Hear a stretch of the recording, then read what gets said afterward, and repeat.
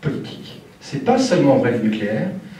Dans les dernières années, la science s'est politisée. C'est-à-dire que l'opposition à certains enjeux, OGM, nucléaire, etc., est devenue beaucoup plus liée aux positions politiques qu'elle ne l'était dans les études que je faisais il y a 10, 15, voire plus ans. Et ici, vous avez une illustration très simple de ça. À droite, favorable. Au centre, hésitant ou sans opinion. À gauche, opposé. On croirait que j'ai fabriqué les données. Non, rassurez-vous, c'est très cohérent, c'est extraordinaire, mais c'est bien comme ça. C'est une logique imparable. On hésite quand on est au centre. Ah ben où est-ce qu'on met les écolos? Dans les opposés, bien sûr. Mais ils sont sur... Ça, c'est tiré d'une échelle gauche-droite. C'est tiré d'une échelle gauche-droite. Donc pour que j'aille voir, les écolos, en fait, se situent au centre-gauche. Je parle du public, pas des adhérents, qui eux sont à l'extrême gauche. Mais le public écolo lui-même est en fait au centre-gauche. Donc il se situe, mais sur cette question-là, ils auraient certainement une attitude d'opposition, bien entendu. Mais en politique, on peut soit jouer sur une échelle gauche-droite, soit jouer sur la proximité partisane. Ça devient un peu compliqué, donc là j'ai pris quelque chose de simple. Et voyez sur le deuxième critère que j'ai mis ici, qui est le critère du niveau d'études, certes, on a supérieur scientifique 34%, mais vous voyez, hésitant, opinion, hésitant, il y a aussi pas mal de monde, j'ai mis à la fois hésitant et sans opinion dans la même catégorie. Le rapport entre le niveau d'études et l'attitude à l'égard du nucléaire est assez complexe.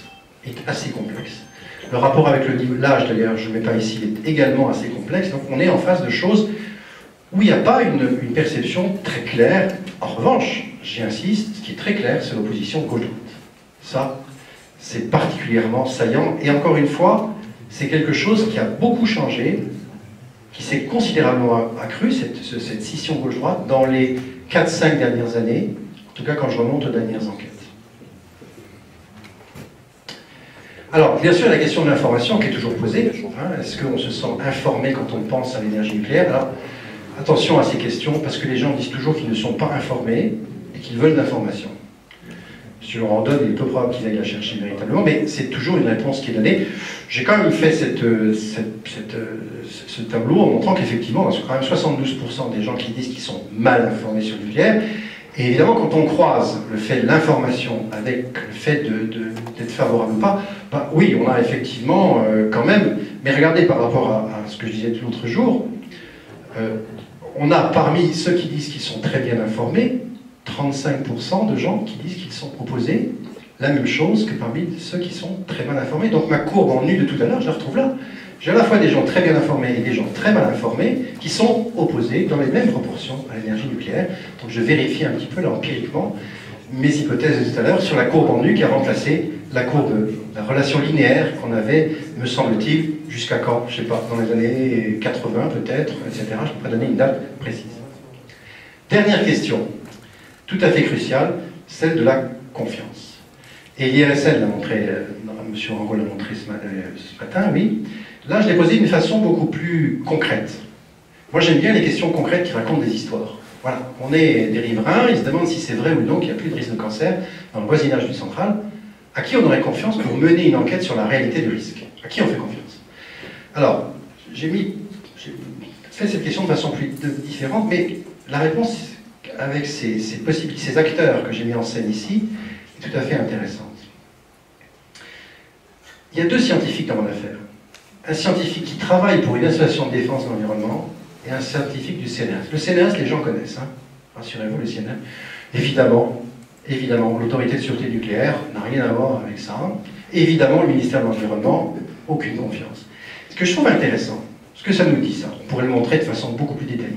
Bien sûr, la science. Bien sûr, la science. Mais celui qui parle, non seulement au nom de la science, mais au nom de l'association, est un peu au-dessus de la science représentée. Ce qui ne veut dire que il y a bien la confiance dans le scientifique, mais le scientifique est replacé dans son rôle social. Et du coup, ce qui est un peu peut-être gênant pour EDF, au fond, le scientifique qui travaille pour Greenpeace, s'il a la bonne étiquette scientifique, est plus crédible que le scientifique qui travaille pour le CNRS, parce qu'on a les deux codages positifs. Le codage association, qui veut dire, dans l'esprit du public, c'est pas une analyse que je fais, des intérêts, enfin, des intérêts, pas au sens que ça ne les intéresse pas d'intérêt matériel, qui représente le bien public, l'association, dans l'esprit du public, et puis la compétence, puisque c'est un scientifique qui travaille pour une association. Et donc, ça explique pas mal de choses, et ça montre que la confiance, c'est quelque chose de compliqué, parce que c'est codé par les gens en fonction non seulement de la compétence, mais de la confiance qu'on peut accorder en fonction des intérêts qu'on décode derrière la personne. Et on suppose que le scientifique qui travaille pour l'association, bah, c'est le cas idéal, il a les deux critères qu'on demande à la confiance, qui sont ce qu'on appelle en anglais trust et confidence.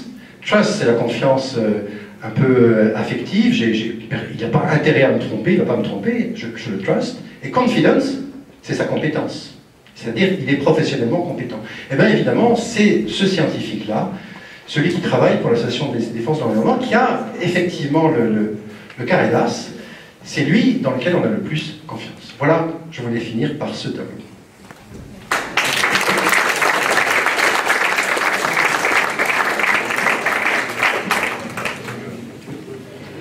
Oui, donc des questions, j'en vois plein.